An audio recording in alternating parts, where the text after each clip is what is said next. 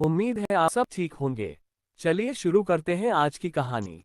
Rebirth of a broken fate part 1। पसंद आए टू लाइक जरूर कीजिएगा guys. Let's listen. Chapter 1। Mumbai के घने जंगल के अंदर एक खंडहर जैसे घर में एक कमरे में एक लड़की को जंजीरों से बांधा गया था। उसकी हालत बहुत बुरी थी, चेहरे पर कई सारे कट के निशान थे। तभी उस कमरे का गेट खोला गया और दो शख्स अंदर आए। उनकी आहट पर वह उन लोगों को सर उठाकर देखती है तो उसके मुरझाए चेहरे पर चमक आ जाती है और वो लड़की, जो जमीन पर पड़ी थी, जमीन से उठने की कोशिश करती है क्योंकि उसे लगा था कि ये लोग उसे बचाने आए हैं। जो दो लोग अभी कमरे में आए थे उनमें से एक अंदर लड़की थी जिसने स्टाइलिश कपड़े पहने थे और उसके बाजू में एक लड़का खड़ा था। वो सजी धजी लड़की कोई और नहीं बल्कि आरविका की सबसे अच्छी दोस्त होते हैं और वो लड़का उस लड़की का दोस्त था जो उससे प्यार करता था।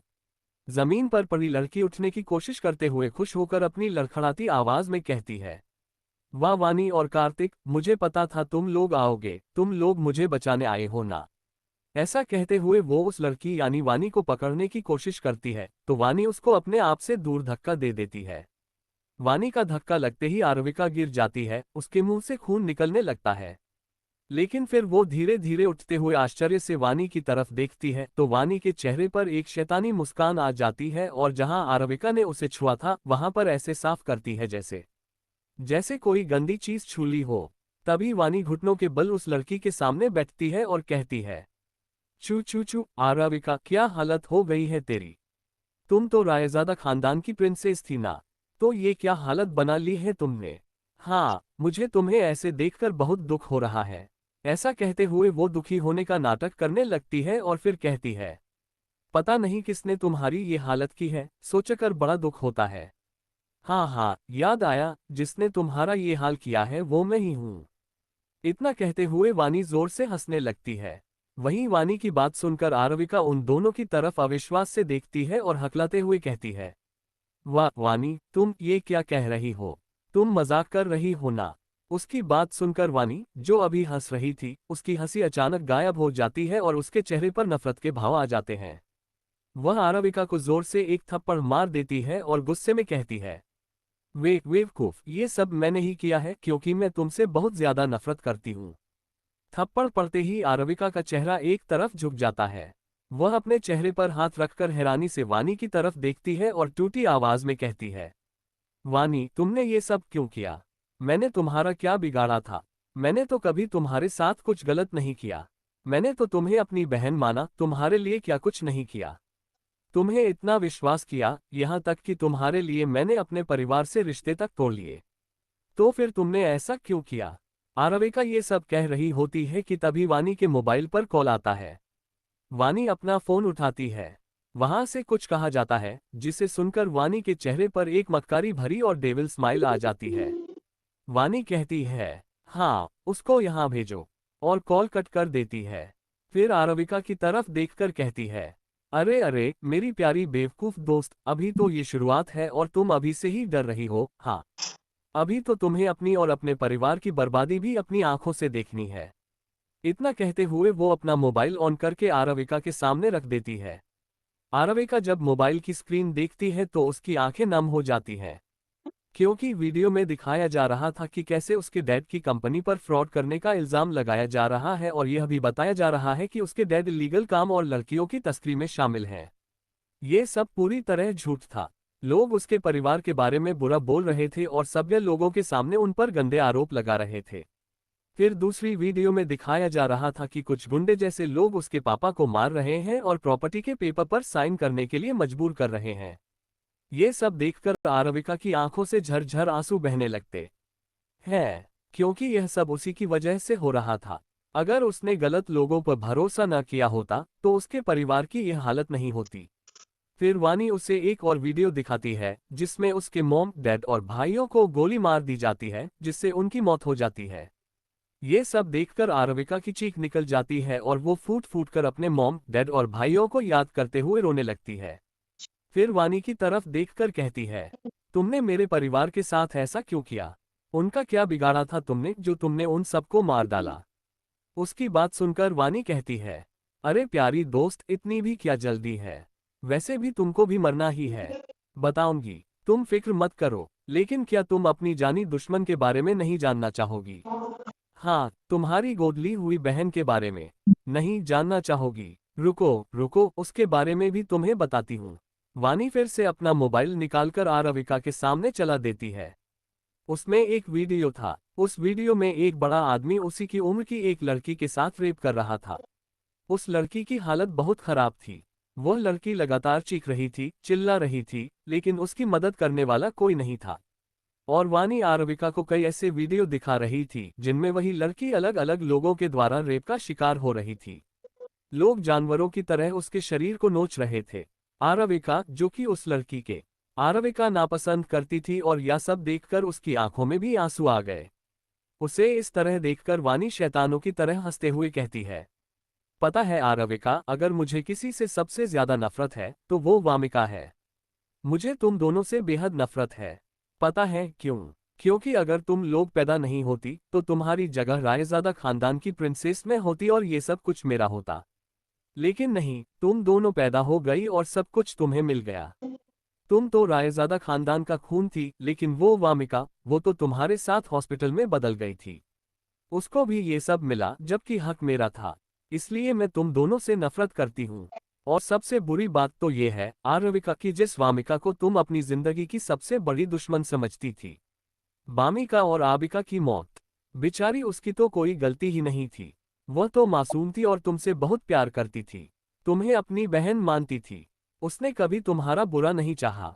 फिर थोड़ी देर सोचने का नाटक करते हुए बोली, तो हम, जो कुछ भी तुम्हारे साथ साजिशें होती थीं, तुम्हारे साथ जो कुछ बुरा होता था, वह कौन करता था? फिर शैतानी हंसी हंसते हुए बोली, अरे हाँ, मुझे याद आया, वह तो मैं ही थी। मैं ही तो थी जो तुम्हारे साथ सब कुछ गलत करती थी और नाम उस पर लगवा देती थी। और वह बेवकूफ जो समझती ही कुछ नहीं थी, क्योंकि उसे लगता था अगर वह मेरे खिलाफ जाएगी तो मैं तुम्हें नुकसान पहुंचा दूंगी।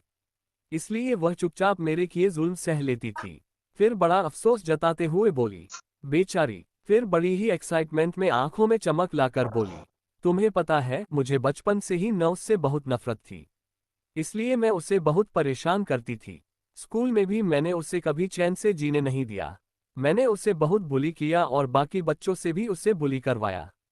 मैंने कभी उसके कोई दोस्त नहीं बनने दिए और हमेशा उसे धमकी देती रही कि वह कभी किसी को ये सब न बताए, और वह बेवकूफ़ किसी को कुछ बताती भी नहीं थी। जिससे मुझे बहुत खुशी मिलती थी, क्योंकि जब वह रोती थी तो मुझे एक अलग ही सुकून मिलता था। मैं उसे खून के आंसू रुलाना चाहती थी। उसकी जिंदगी नर्क बना देना चाहती थी। जिसने मुझसे रायजादा प्रिंसेस सोनी का हक छीन लिया, मैं उसे कभी खुश नहीं रहने देना चाहती थी। इसलिए जब मुझे पता चला कि वह रायजादा खानदान की असली बेटी नहीं है, तो मुझे बहुत खुशी हुई। मुझे लगा अब तुम्हारे परिवार वाले उसे धक्के मारकर घर से बाहर निकाल देंगे। लेकिन फिर अपने चेहरे पर नफरत लाकर बोली, लेकिन नहीं, उन लोगों ने ऐसा नहीं किया, बल्कि उस भिखरन गंवार लड़की को गोद ले लिया और उसे भी रायजादा की प्रिंसेस होने का टैग मिल गया। बताओ, तुम्हारे परिवार वाले कितने दोगले हैं ना। उन्हें तो उसे घर से धक्के मारकर निकाल देना चाहिए था ताकि वह दर दर की ठोकरें खाए। लेकिन नहीं, उन लोगों ने उसे ऐसे ही गोद ले लिया और उनका प्यार उसके लिए कभी कम नहीं हुआ। ये देखकर मेरा खून खौल गया। और जब तुम आई तो मैंने सोचा कि तुम दोनों को आपस में लड़ाकर भड़काकर रास्ते से हटा दूंगी, और फिर मैं रह जाऊंगी परिवार की असली प्रिंसेस और मालकिन। लेकिन नहीं, वो बेवकूफ तुम्हारे खिलाफ कभी नहीं हुई। मैंने उसे कितना तुम्हारे खिलाफ भड़काया, लेकिन वह हमेशा यही कहती रही कि रायजादा परिवार की असली प्रिंसेस तुम हो। इसलिए सब कुछ तुम्हारा ही हक है जो उसने तुमसे ले लिया था। इसीलिए वह तुम्हारे खिलाफ कभी नहीं हो सकती थी, क्योंकि तुम्हारी माँ बाप नहीं तो उन्होंने उसे इतना प्यार दिया, हमेशा उसे अपनी बेटी माना। और वह इतनी आराम से रह रही थी, इसलिए वह तुम्हारे खिलाफ कभी नहीं जाएगी। बेचारी, वह तुमसे कितना प्यार करती थी। तुमसे कितनी उम्मीदें लगाए बैठी थी कि तुम उसे अपनी बहन की तरह प्यार करोगी, उसे अपनी बहन मानोगी। लेकिन तुम तो उससे नफरत करती थी न। और यह सब कहते हुए वह हंसने लगती है। वहीं आरविका इस वक्त वानी को बड़े अविश्वास से देख रही थी कि इस लड़की पर उसने कितना भरोसा किया और ये लड़की उसके परिवार और उससे कितनी नफरत करती थी। अब उसे वानी और अपने आप से ही घिन आने लगी। वो ये सब सोच ही रही थी तभी कुछ लोग उस खंडहर में आते हैं, जो गुंडों जैसे लग रहे थे। उनके चेहरों पर मक्कारी और गंदी हंसी थी। वे एक लड़की को बालों से घसीटते हुए ला रहे थे। उस लड़की की हालत इस वक्त बहुत ही ज्यादा खराब थी। उसके कपड़े पूरे फटे हुए थे, जगह जगह से खून बह रहा था, कहीं किसी के नोचने के निशान बने हुए थे, जिससे साफ पता चल रहा था कि उसके साथ क्या हुआ है। उसको देखकर किसी को भी उस लड़की पर दया आ जाए। वहीं जैसे ही आरविका उस लड़की को देखती है तो उसकी चीख निकल जाती है और उसकी हालत देखकर उसकी आंखों से झरझर आंसू बहने लगते हैं। क्योंकि इस वक्त लड़की की हालत बहुत बुरी थी। वह बेजोर सी उन लड़कों द्वारा बाल खींचकर घसीटी जा रही थी। तभी वे लड़के उस लड़की को घसीटते हुए वानी के पैरों के पास ले जाकर उसके बाल वहीं पर छोड़ देते हैं, जिससे वह लड़की सीधा वानी के पैरों के पास जाकर गिरती है। ये देखकर वानी के चेहरे पर एक सुकून भरी शैतानी मुस्कान आ जाती है, जैसे उसे लड़की की यह हालत देखकर बहुत खुशी हो रही हो। वहीं बेचारी वह लड़की, उसकी तो उठने की भी हिम्मत नहीं थी, इसलिए वह वैसे ही वानी के पैरों के पास गिरी पड़ी थी। ये देखकर वानी शैतानी हंसी हंसते हुए उस लड़की के बाल पकड़कर उसका चेहरा ऊपर उठाती है। तब उसका खूबसूरत चेहरा नजर आता है, जिस पर अब बहुत सारे छोटे लगने के बाद भी उसका चेहरा बहुत खूबसूरत लग रहा था। ये देखकर वानी नफरत से भर उठती है और उस लड़की के चेहरे पर एक जोरदार थप्पड़ जड़ देती है।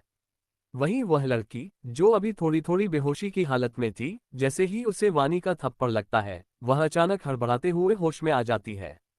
जैसे ही उसकी नजर वानी पर पड़ती है, वह डर से कांपने लगती है। उसकी खूबसूरत आंखों में ढेर सारा दर्द भर जाता है। ये देखकर वानी को बड़ा अच्छा लगता है।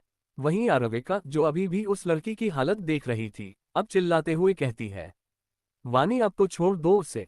अब तुम उसके साथ क्या करना चाहती हो, अब तो आजाद कर दो उसे।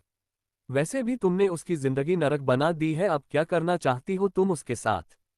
इतना बोलकर वह नफरत से वानी को देखने लगती है। वहीं वह लड़की जब आरविका की आवाज सुनती है तो थोड़ी हिम्मत करके धीरे धीरे अपना चेहरा उठाकर आरविका की तरफ देखती है। जैसे ही आरविका उसकी हालत देखती है तो उसकी आंखों से भी झरझर आंसू बहने लगते हैं। वह बहुत हिम्मत करके धीमी आवाज में बोलती है, दी। जैसे ही आरविका उसकी आवाज सुनती है तो उसकी तरफ देखती है। उसे हैरानी होती है कि वह उसी को देख रही है। ये देखकर और उसकी हालत देखकर आरविका को बहुत दुख होता है। वह रोते हुए कहती है, बामिका मेरी बहन, प्लीज मुझे माफ कर दो। ये सब मेरी वजह से ही हुआ है। ना मैं इस वानी पर भरोसा करती, ना ही हमारी और हमारे परिवार की यह हालत होती। काश काश मैं तुम्हारी बात मान लेती तो आज ऐसा न होता। आज हमारा परिवार सही सलामत होता। इतना कहकर वह जोर जोर से रोने लगती है। वहीं जैसे ही वह लड़की यानी बामिका उसकी बात सुनती है तो उसकी आंखों से जो रुके हुए आंसू थे वे गिरने लगते हैं। उसे वक्त बहुत दुख हो रहा था, लेकिन साथ ही खुशी भी हो रही थी। दुख इस बात का कि आज उसकी और आरविका की यह हालत है, और खुशी इस बात की कि आज आरविका ने उसे अपनी बहन कहा। यह सुनकर बामिका को बहुत खुशी हुई। कम से कम आज आरविका ने उसे अपनी बहन माना। वह हमेशा चाहती थी कि आरविका उसे अपनी बहन माने और अपनी बहन की तरह प्यार करे, और आज उसकी यह ख्वाहिश पूरी हो गई। लेकिन अफसोस अब उनके पास वक्त नहीं बचा था। वहीं जैसे ही वानी यह सब देखती है तो गुस्से से तिलमिला जाती है और बामिका को एक थप्पड़ और मारती है। वह बामिका और आरविका को नफरत से देखते हुए कहती है, हाँ आजाद तो मैं करूंगी ही तुम दोनों को, हमेशा के लिए। इतना कहकर वह एक गन निकालती है और आरविका की तरफ तानकर डेविल मुस्कान के साथ बोलती है, अब मैं तुम दोनों को हमेशा के लिए आजाद कर दूंगी, लेकिन सबसे पहले तुम्हें इस बामिका के सामने मारूंगी।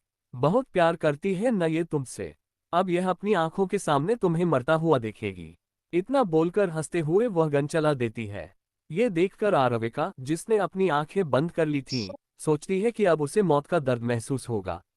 लेकिन जब उसे गोली चलने के बाद भी कोई दर्द महसूस नहीं होता तो वह आंखें खोलती है। वह देखती है कि उसके सामने बामिका खड़ी थी। वानी ने जो गोली चलाई थी वह आरविका को नहीं लगी थी, बल्कि बामिका को लगी थी, क्योंकि बामिका उसे बचाने के लिए अपनी पूरी हिम्मत लगाकर सामने आ गई थी। वह गोली सीधा बामिका के पेट में लगी। ये देखकर आरविका रोते हुए बामिका से कहती है, क्यों किया ये तुमने? हाँ, मैंने तुम्हारे साथ कितना गलत किया, लेकिन तुम मुझे ही बचाने के लिए बीच में आ गई। तुमने ऐसा क्यों किया? बामिका, मर जाने देती मुझे। इतना बोलकर आरविका बामिका की तरफ देखने लगती है। बामिका उसकी बात सुनकर दर्द में भी मुस्कुराते हुए कहती है, दी, भले ही आपने मुझे कभी अपनी बहन नहीं माना, लेकिन मैंने तो माना है ना। और रही बात आपके मेरे साथ बुरा बर्ताव करने की, तो मैं जानती हूँ वह सब आपने गलतफहमी में किया। आपको वानी ने भड़काया था और यह सब आपने उसी के कहने पर किया। मुझे पता है आप बुरी नहीं है, इसलिए आपने जो मेरे साथ किया मैंने उसका कभी बुरा नहीं माना। यह आपकी गलती नहीं थी दी, गलत तो हालात थे। इसलिए आप अपने आप को दोष मत दीजिए। बल्कि मैं तो बहुत खुश हूं, कम से कम आपके लिए कुछ तो कर पाए। और आपने मुझे अपनी बहन माना, इसके लिए थैंक यू। अगर मुझसे कोई गलती हुई हो तो मुझे माफ करना। इतना बोलते ही उसकी आंखें बंद होने लगती हैं और सांसें उखड़ने लगती हैं और इसी के साथ बामिका की आंखें हमेशा के लिए बंद हो जाती हैं। ये सब देखकर आरविका को बहुत बुरा लगता है। वह रोते हुए कहती है, मुझे माफ कर दो प्लीज, मुझे माफ कर दो। लेकिन बामिका उसकी बातों का जवाब नहीं देती क्योंकि वह हमेशा के लिए मौत की नींद सो चुकी थी। वहीं आरविका के हाथ बंधे होने के कारण वह बामिका के पास भी नहीं जा पा रही थी। तभी जब कार्तिक ये सब देखता है तो वह बोलता है, बेबी अब मैं बहुत बोर हो गया हूँ। इसलिए अब ये सब खत्म करो ताकि हम अपनी जीत का जश्न भी मना पाएं। कब तक इन पर अपना वक्त जाया करोगी? उसकी बात सुनकर वानी कहती है, तुम बिल्कुल सही कह रहे हो कार्तिक बेबी। वह कार्तिक के पास जाकर उसे अपनी बाहों में भरकर बोलती है, तुम्हें पता है कार्तिक बेबी, पहले मैंने सोचा था कि इस आरविका को आसान मौत दूंगी, क्योंकि इसी ने तो मेरा प्लान कामयाब करवाने में मेरी मदद की है। इसी की बेवकूफ़ी की वजह से ही तो मैं अपने प्लान में कामयाब हो पाई हूँ और रायजादा खानदान की सारी प्रॉपर्टी की मालकिन बन पाई हूँ। लेकिन नहीं, अब मेरा मन बदल गया है। इतना कहकर वह गुंडों की तरफ डेविल स्माइल के साथ देखती है और कहती है, तुम्हें इस लड़की के साथ जो कुछ करना है तुम कर सकते हो, लेकिन हाँ बाद में इसे मार देना और इन दोनों की बॉडी को ठिकाने लगा देना। इतना कहकर वह कार्तिक के साथ वहां से चली जाती है। वहीं वानी की बात सुनकर वे गुंडे बहुत खुश हो जाते हैं और अपनी हवस भरी गंदी नजरों से आरविका को देखकर उसकी तरफ बढ़ने लगते हैं। ये सब देखकर आरविका बहुत ज्यादा डर जाती है और उन्हें छोड़ देने लिए कहती है, लेकिन वे नहीं सुनते और उससे अपनी हवस पूरी करने लगते हैं। इसी के साथ वहां पर आरविका की चीखें ही गूंजने लगती हैं। वह उन दरिंदों को छोड़ देने की भीख मांगती रही लेकिन उन लोगों को उस पर जरा भी दया नहीं आई। अपनी हवस पूरी करने के बाद वे लोग आरविका को वैसे ही छोड़कर उस खंडहर में आग लगाकर चले जाते हैं। वहीं खंडहर के अंदर आरविका अधमरी हालत में पड़ी थी। उसके चारों तरफ आग जल रही थी। इस समय आरविका के पूरे कपड़े फटे हुए थे, उसकी आंखों के आंसू सूख चुके थे और उसकी आंखें खुली हुई थीं। वहीं वह अपने मन ही मन कहती है, मैंने सब बर्बाद कर दिया। गलत लोगों पर भरोसा करने से आज मेरा पूरा परिवार खत्म हो गया। काश मैं अपने परिवार पर भरोसा करती। काश मुझे एक मौका मिलता तो मैं सब कुछ ठीक कर पाती। इतना कहते ही वह भगवान को याद करती है। वहीं कमरे में आग फैलने लगती है और आग की लपटों में आरविका और